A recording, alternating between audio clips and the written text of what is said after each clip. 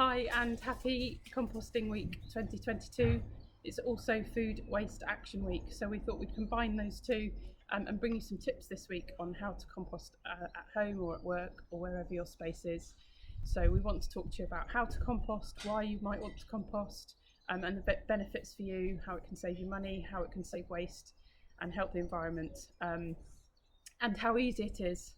And I'll talk about how we can teach you more at the end of this quick live. So one tip on what you can compost is things that are tearable.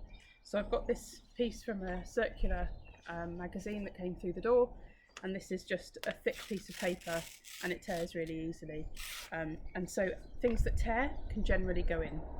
On the whole, vegetable inks are used now on printing, so there's no need to worry about inks. And then things that don't tear, so I've got this piece of material and it's really hard to tear, so I wouldn't put that in the compost. So you need to be wary of anything that won't tear, and of course anything that's plastic coated.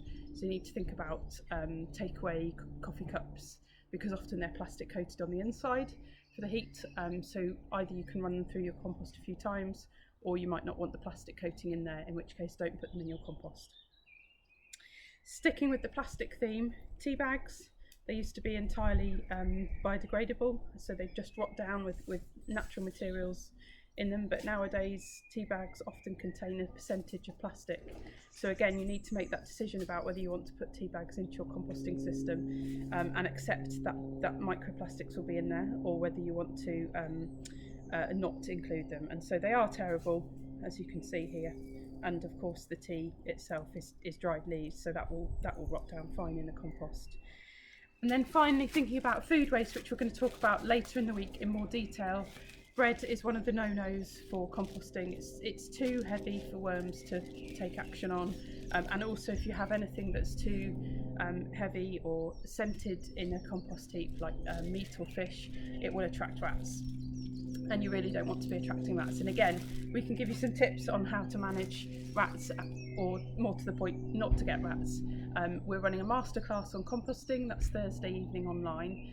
You can sign up. There's a link in the comments, and you can sign up via that. And then we'll be doing videos all through this week, teaching all about how to compost, why it's good for you, and we can always help develop a design for your own composting systems at home, at work, at the allotment, wherever you decide to grow.